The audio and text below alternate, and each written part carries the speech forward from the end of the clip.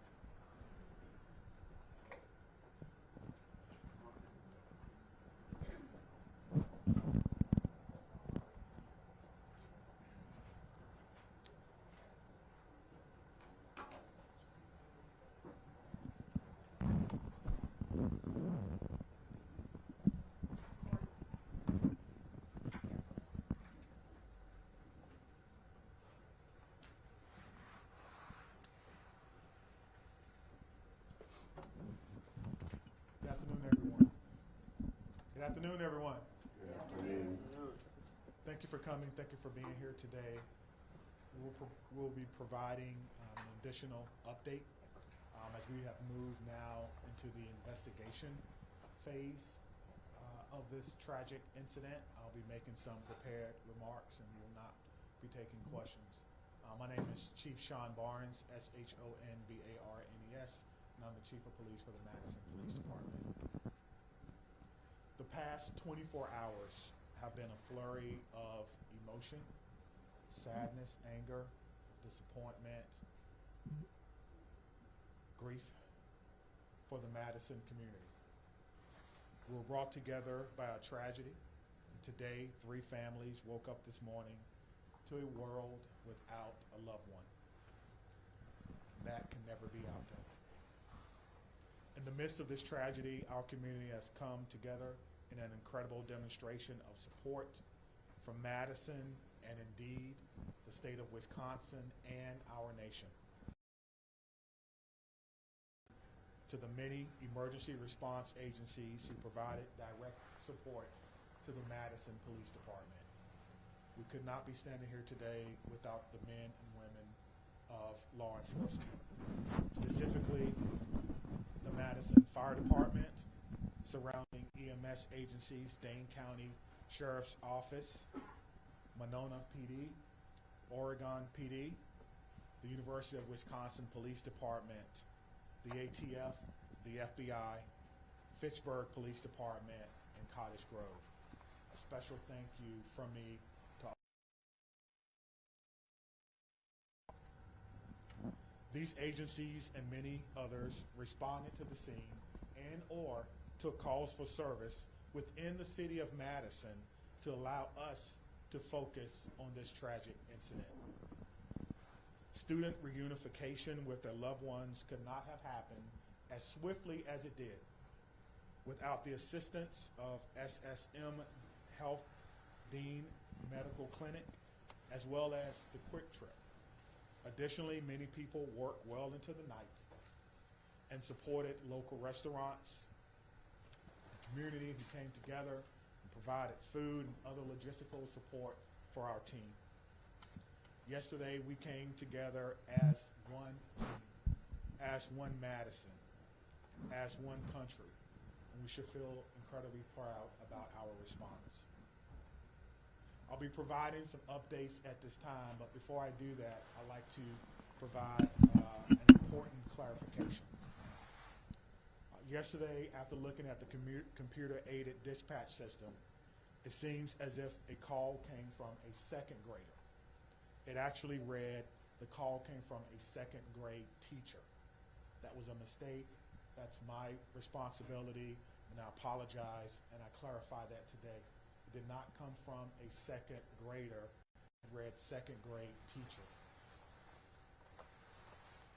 I will also be providing several investigative updates from the 8 p.m. briefing from last night. The Madison Police Department is committed to transparency.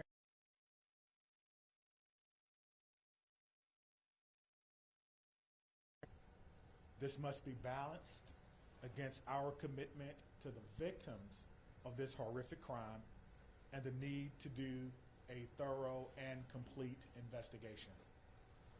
As a result, I recognize many of you may have questions that I cannot answer at this time. I ask for you to keep the victims in your mind and respect their right to a thorough investigation. I also will not be taking questions at the conclusion of this press conference, but your pre-submitted questions serve as the basis for updates that we're providing for you this afternoon. If your question is not answered, it is due to an ongoing investigation. Okay. We know a document has been widely shared on social media. At this time, we cannot verify its authenticity.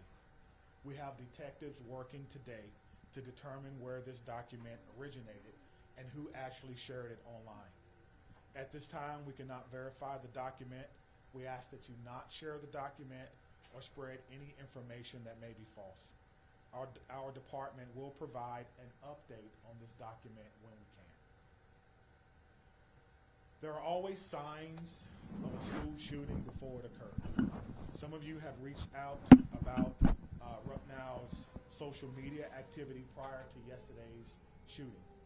We're looking into her online activity. We're asking anyone who knew her or who may have insights into her feelings leading up to yesterday to please contact the Madison Area Crime Stoppers. Again, anyone who may have knew what she was feeling or going through at that time, please direct those inquiries to Madison Area Crime Stoppers. That number is 608-266-6014 or at P3 Tips. We will not be releasing specifics about these social media accounts at this time. Identifying a motive is our top priority, but at this time it appears that the motive was a combination of factors. Again, we cannot share that information at this time because we do not want to jeopardize the investigation and those who are currently cooperating with us. All patients remain unchanged.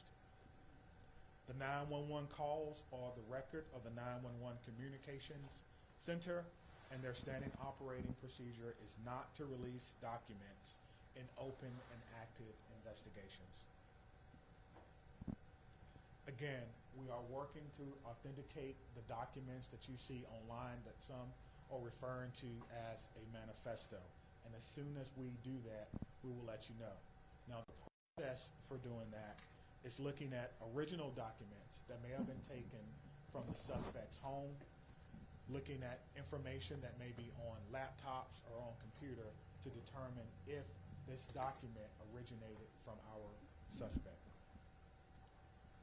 Any disciplinary records would be under the purview of the school. Some of you have asked whether or not she was troubled or whether or not she was troubled at school. We do not have those records. We are not aware of those. On the question of bullying, we're talking to students to understand whether bullying was one of those multiple factors that I mentioned earlier. Some have asked if people were specifically targeted. Everyone was targeted in this incident, and everyone was put in equal danger. Today, numerous targeted by false threats, often known as swatting. We're working closely with the Madison Metropolitan School District to determine where these originated and to investigate this call. We do not believe that there are any current threats to any Madison area schools, and will continue to investigate these calls and any threats of violence as they come in. Let me be clear on this point. Making false threats is a crime, and we are working with attorneys to prosecute these crimes as information is gathered. And if we have to do that, we certainly will. I encourage all parents, all family members to talk to your loved ones about this. We will determine where they originated. We'll use federal partners if we have to and levy those charges as well. As we continue to investigate what happened yesterday, we're keeping the victims and their families in the front of our minds. We want to thank the countless people and organizations who've reached out to support them, as well as the Dane County Victim Witness Unit and the Dane County Emergency Management, who provided direct support to the families.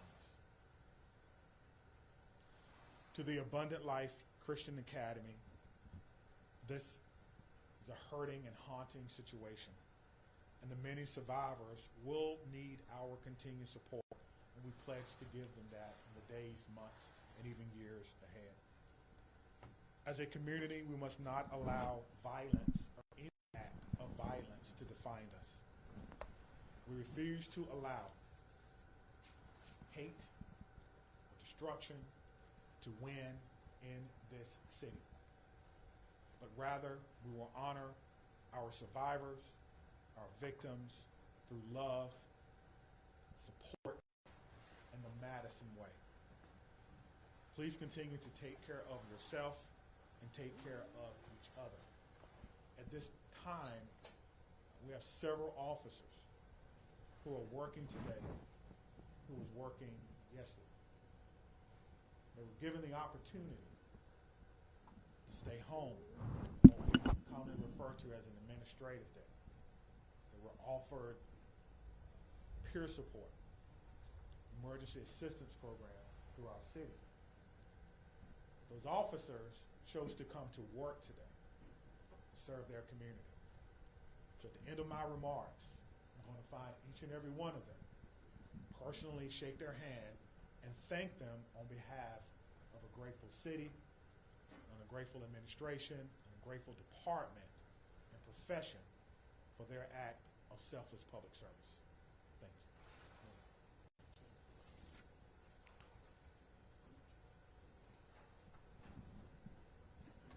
I want to start where the chief ended, which is just asking everyone in this room and within the sound of my voice to take a minute.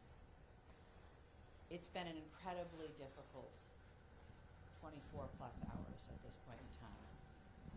We're all human, including each and every one of you in the media who is covering this really tragic event. Please remember that you're human and take care of yourselves. We all need to do that. Drink water. Take a moment. Access whatever mental health resources you need.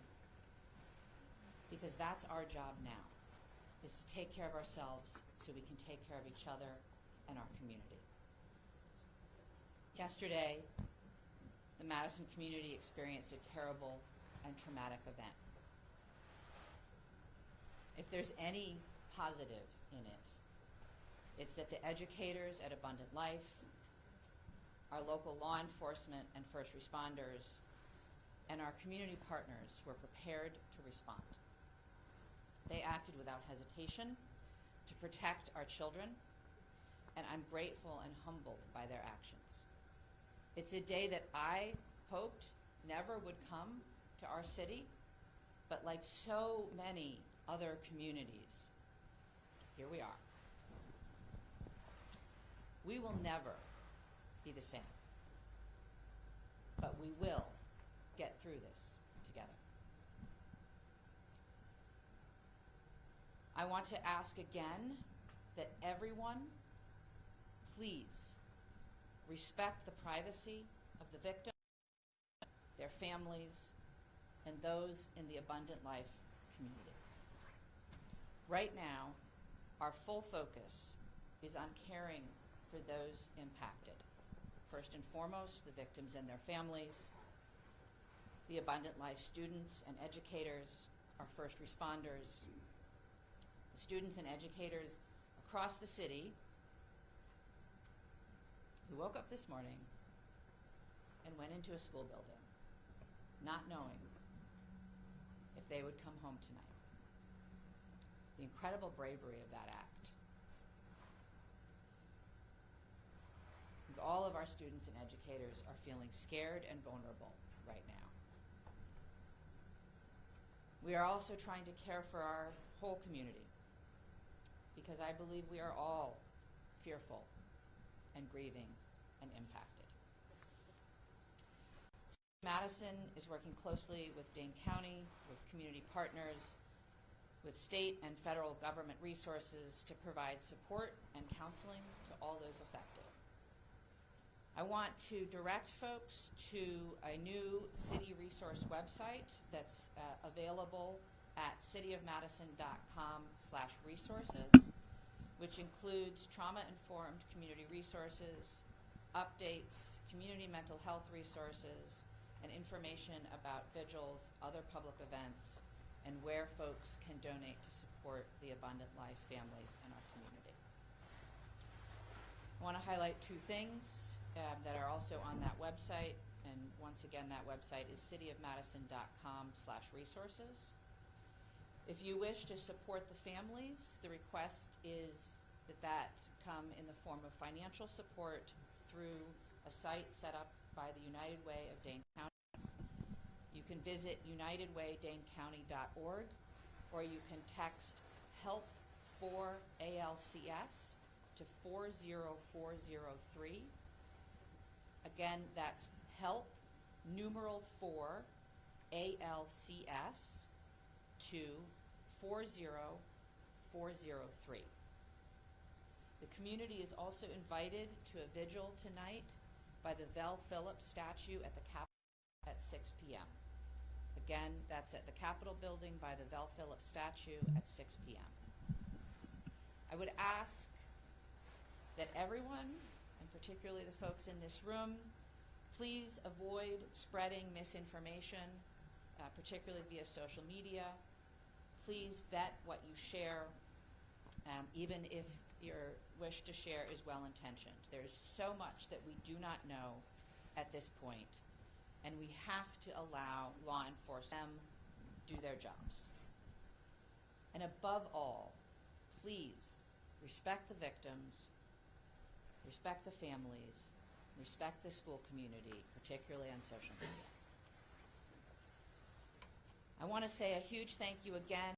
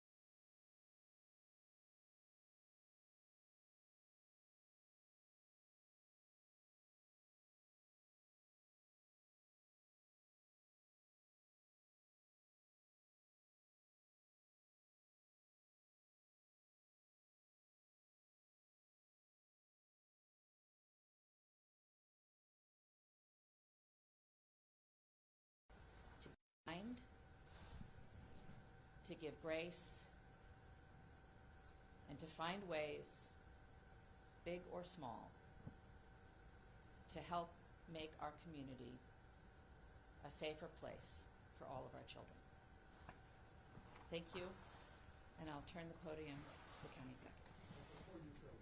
Will answer questions. Oh, I'm sorry. I'm sorry, I forget that you're not a local. My name is Satya Rhodes Conway. I'm the mayor of Madison. That's S-A-T-Y-A, last name R-H-O-D-E-S -C-O-N-W-A-Y. Satya Rhodes Conway, mayor of Madison, Wisconsin. Thank you. Good afternoon, everyone. I'm County Executive Melissa Agard, M-E-L-I-S-S-A, A-G-A-R-D. It's unfortunate that we are still having to navigate this absolutely horrific situation in our community. I come before you today as a community leader, as a mom, as a fellow Dane County resident, and like many of you, someone who is continuing to process what unfolded yesterday at Abundant Life Christian School and across our community. My heart aches for the students and families and teachers and the first responders at all levels, from the 911 officers to the folks that are at our coroner's office. Every single one of us has been impacted in an unimaginable reality by this situation.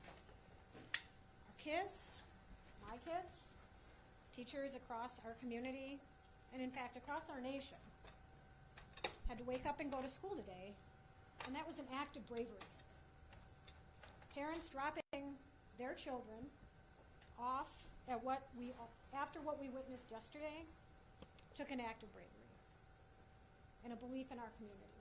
And that's a bravery we should not have to put on the shoulders of our children and our families and our community. Let me be clear. These everyday actions that we have all experienced over the last 24 plus hours should not require bravery. They should be routine and joyful, especially at the end of a year, wrapping up a semester. Our kids should be laughing and learning and thinking about pajama day as they're heading into the holiday season. But right now, that's not the case. And right now, it's okay to not feel okay. It's how we move forward. And for some, the weight of this tragedy is overwhelming. I'm sure they're feeling sad and numb. We've heard that even from our police chief. And for others, they might just be feeling a little bit off, unsettled by the images that our news coverage is delivering to them in the fast-breaking social media world. And it's playing on repeat. And I'm grateful for what it is that you all do. But this is impacting people in a different way. And I want you all to know, and people across our community, that their feelings are valid and they are not alone. Seeking support, talking to someone you trust, simply admitting that you're not okay is not a sign of weakness. It's actually a sign of strength. And whether you're feeling hopeless or scared or just not quite yourself, know that there are resources here in Dane County and in our community that will be here and continue to be here to support you in order to help people move forward through the healing process. Believe me, we are in this together. That is the Dane County way. That's what we do best. Through painful conversations and tears and hugs and vigils, we're going to heal. We're not going to be the same, but we're going to heal. Part of that process is setting aside complacency and demanding change. As someone who served 12 years in our legislature and had a front row seat to the inaction of addressing gun violence in our communities, I'm not stepping aside from that mission in my life. There's going to be public debate about the motives and other aspects of this mass shooting. But let us remember this fact. Gun violence is the #1 killer of children in this country. That's a legacy we cannot accept. We cannot accept that.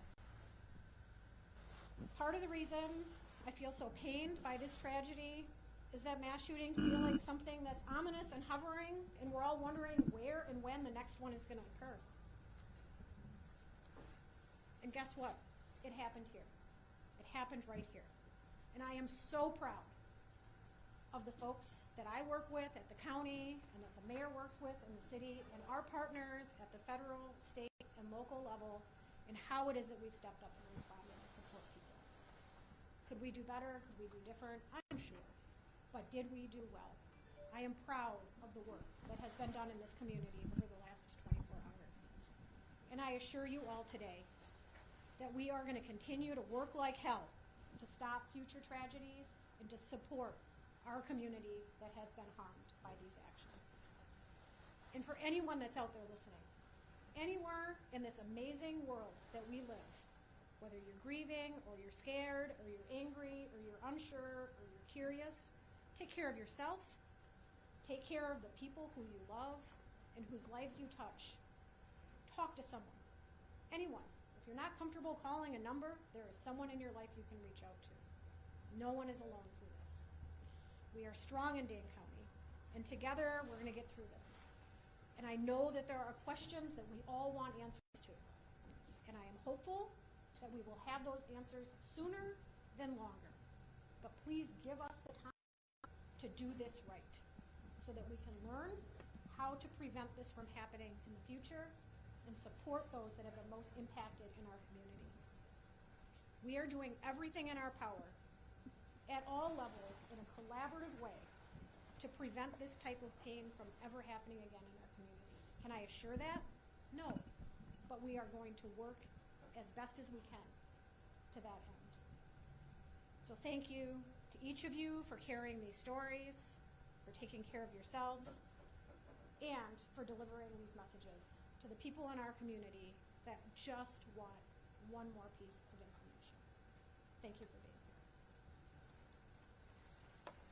Right. The county executive and I will take some questions. We obviously cannot answer questions about the investigation, but happy to take others, and we'll turn to Dylan. Sure. Lucas from the State Journal. Executive, as a former lawmaker, can you talk generally about what the laws are in Wisconsin in terms of children's access to guns? Our laws in Wisconsin are far too lax when it comes to access of guns by children. And I do believe that we should have safe storage laws. We should have background checks. We should have red flag bills. We should be providing adequate support for everyone in our community when it comes to behavioral health. People should not be waiting when they raise their hand and ask for help.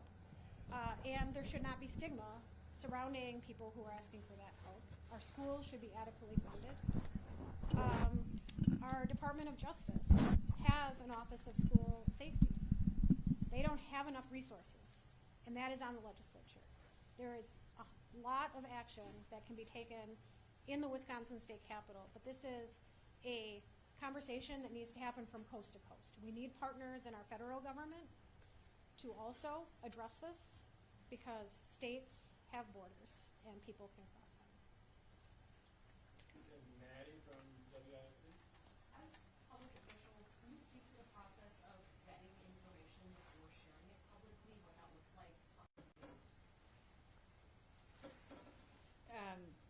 We've tried. I think it depends, but we have a process within, obviously, both police and fire have public information officers who work with the principals to gather and vet information and share it out. Similarly, in my office, we have a communications manager who works with us. In terms of the investigation, I can't really speak to that process, but there is a process within law enforcement to decide what information can be shared that won't jeopardize investigation, and then to do our best to verify information before we're sharing it publicly. Obviously, in an event like this, there is a lot of chaos, and it can be difficult to parse out where information is coming from and how accurate it is at any given time. And so in a developing scene, sometimes we will share information that's not 100% correct. But as you've seen already, the chief comes back and tries to give out the best information we can and correct any mistakes.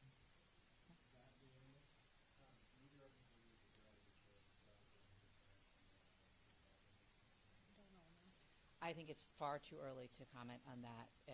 As the investigation proceeds, I think law enforcement will take the steps necessary, but we don't know nearly enough yet.